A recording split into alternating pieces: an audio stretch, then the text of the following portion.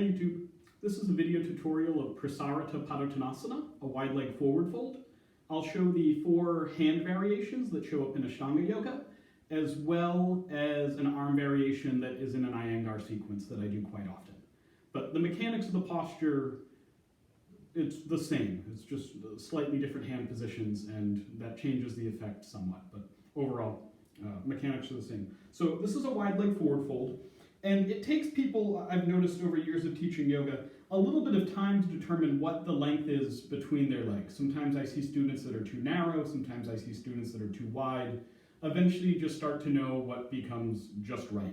And maybe through this tutorial I can help you deduce what just right is for you.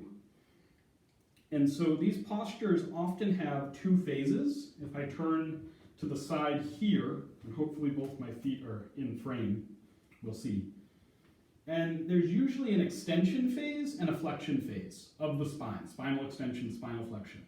And so the first variation that shows up in Ashtanga, and going down for many people, it's useful to create a little bit of bend in the knees. That gives you a little more freedom in your hips, and you work through the lower back less. And so an extension phase would have you being in a flat back type pose, and if I reach behind my back, I can feel, especially if I'm unsupported, that my spinal erector muscles, the extensor muscles of my spine, erector spinae, are engaged. And I take that as a good sign, that those muscles are then getting stronger, gravity is pulling me downwards, those muscles are keeping me upwards. And again, this could be something like fingertips on the floor, or flat palms, or hands on shins. There's an Ashtanga variation, of course, holding the big toes.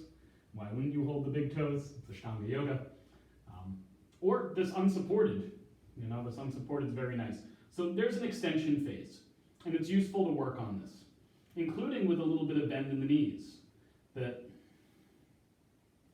sometimes the back of the legs, the hamstrings are tight, and it's better to focus on what the back is doing and let the back of the legs come over time.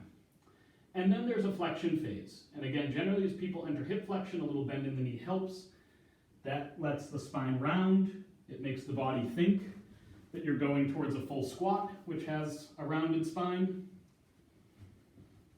And so in the extension phase, flexion phase, and I'll bring my hands to the floor for this first one. And the head touches the floor nicely. I could walk the hands back a little bit, have the heels of the hands in line with the heels of the feet.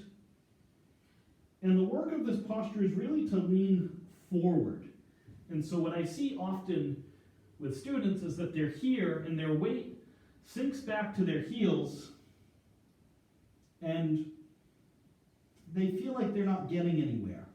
And the work over time is to shift the weight forward into the balls of the feet. And sometimes taking the arms forward can help with that. It gives you an extra base of support. But if I'm here, you can see the distance between my head and the floor. And without changing much else, if I just lean forward, I could bring my head to the floor just through leaning, that my spine didn't flex more. And over time, you can do that with the hands back. So this would be considered variation A in Ashtanga, with the hands on the floor. Just like Padangustasana, Padahastasana, there can be a reaching of the shoulders, of the elbows, right? I'm spreading the shoulder blades, protracting the shoulder blades. That increases the forward fold, increases the spinal flexion. Coming up, there can be a flat back, whether that's hands on the floor, fingertips, shins, toes, waist, unsupported, arms forward unsupported, lots of options there. The other variations that show up in Ashtanga basically just change the hands. So there could be a hand on the waist variation.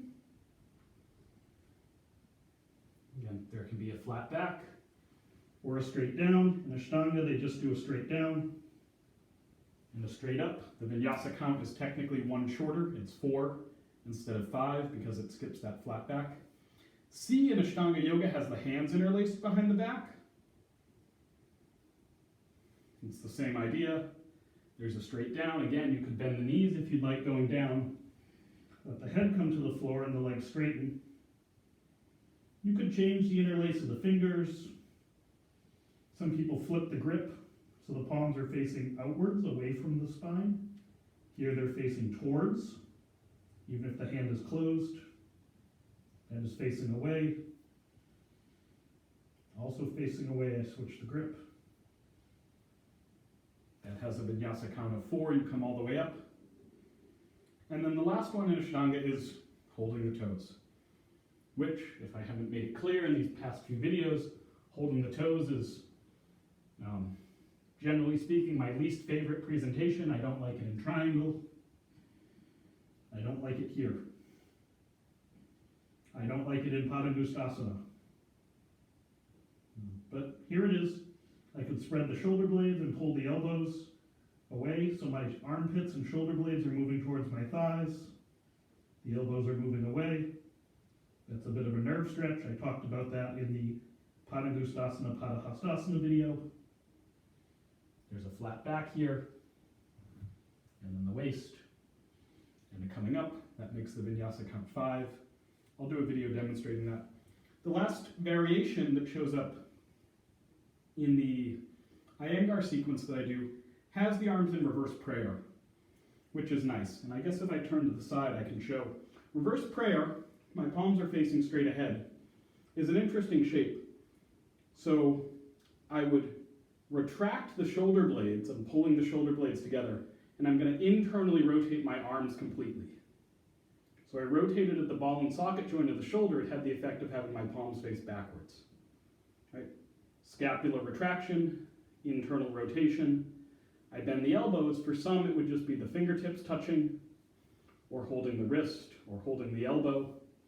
But if the middle fingertips touch, it's possible that maybe the ring fingertips, and then the little fingertips, the pinky fingertips.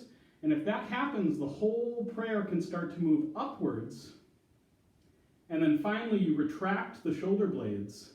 I'm drawing the shoulder blades together, and that closes the prayer. So from the side, I could reach out, turn in, find the prayer, close the shoulder blades more, and there is the Iyengar presentation.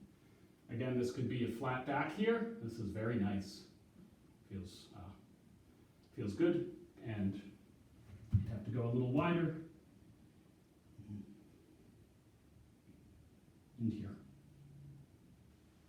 I could come up halfway, find the flat back. This is very strengthening for both the legs and the spine. Could come up all the way.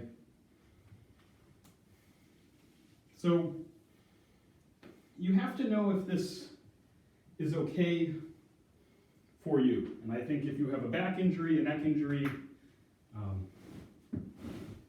not necessarily the best idea, but it could be useful. It certainly helped me to intentionally roll out of this posture. And so if there is fear of coming forward, say that you are keeping your hips back and you feel like you can't make it to the floor, and you're afraid of coming forward, you can intentionally round the spine. You could bend the knees a little bit, get the head close, lean, and roll. And if you stay curled into a ball, you will just roll over your spine and you will land on your butt. Again, if there's a neck injury already, if there's a back injury already, if you just feel that your bones aren't strong enough to handle that type of thing, don't try this. But if you feel that you are young and strong and what's holding you back is just fear, that you can work like this, round the spine. I'm looking at my navel, or I'm looking through my legs. I'm going to lean forward, and if you stay tucked like that, you will roll to your butt. There's probably some martial arts application to that, some sort of like judo roll or something. I don't know. It seems like it. I think there's benefit in learning to fall and roll. So if you find that you're in your heels, lean forward. I'd say leaning forward is really the secret to that posture. Once you've leaned forward enough, then you can determine, do my legs need to be a little wider apart? Every now and then you see someone whose legs are too wide. I guess I can demonstrate that myself. Here we go. I have intentionally made my legs too wide. And if I'm here, that my head is just too far forward. And if I take it here, it really starts to cramp my neck. And it cramps my shoulders as I do the different variations. And so you want the distance where the head kind of lands somewhat between the feet. The spine is rounded, but not overly so. And it's not jamming your chin too much into your breastbone. All right, there's a wide-legged forward fold. It's similar to Padottanasana, Padottanasana, which is a few videos back in this playlist. So thank you, namaste.